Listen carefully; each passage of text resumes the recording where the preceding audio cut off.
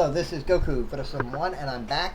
This time to do a review of an older movie, Vampire Hunter D from 1985. Now, this is an anime that I really like. I've been a fan of, and I haven't seen it for years. And it is one of those things where it is. I will be completely fair. This movie had nostalgia for me, and re-seeing it, it's not as good of a movie as I thought it was, but I still think it's a good movie.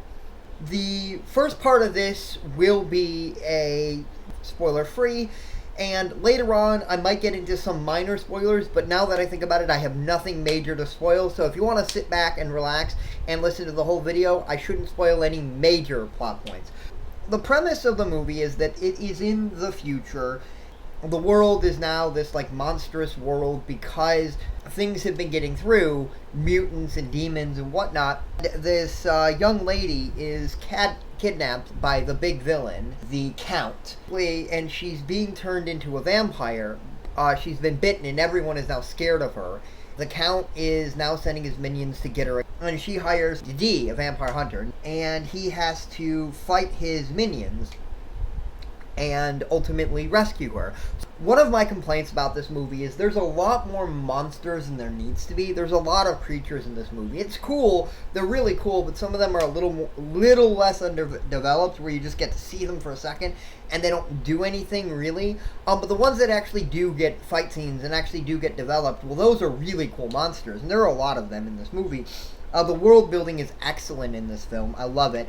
One of the biggest complaints about this movie, I have to say, is some of the voice acting is good, but some is really, really, really bad. I mean, really bad. Most of it's average. Most of it's okay. Most of it doesn't bug me that much. The lead female's brother, I can't think of his name. That kid bugged me. The voice just didn't fit at all. I didn't like that at all. D's is okay. None of the stars are bad, be it the Count, be it the leading female, or be it D. They're all good. They all suit what they're going for. So that's how it is. Some of the voice acting is not that good. I love the world. I love the setting. I love the fights in the movie. Those were all really, really good. And I love the mythology of this movie. You don't get a whole lot of it, but you do get some of it. And one of the complaints I have in general, and this is a vampire complaint, not a this, is in this world, vampires can impregnate women and they can give birth to, yeah. And that kind of bugs me when they do that in stories, but that's done in so many vampire stories. I'm not really going to center this one out for it. I'm just going to say that does kind of bug me.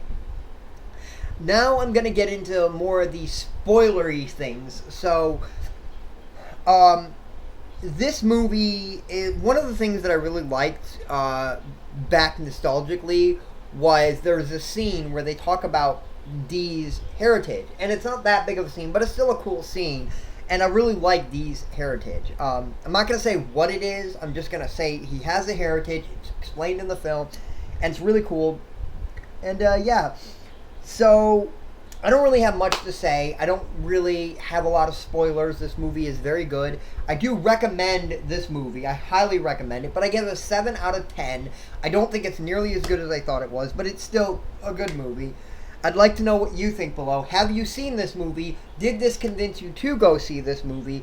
And yes, this was Goku for the Someone, and I'll see you next time. YouTube.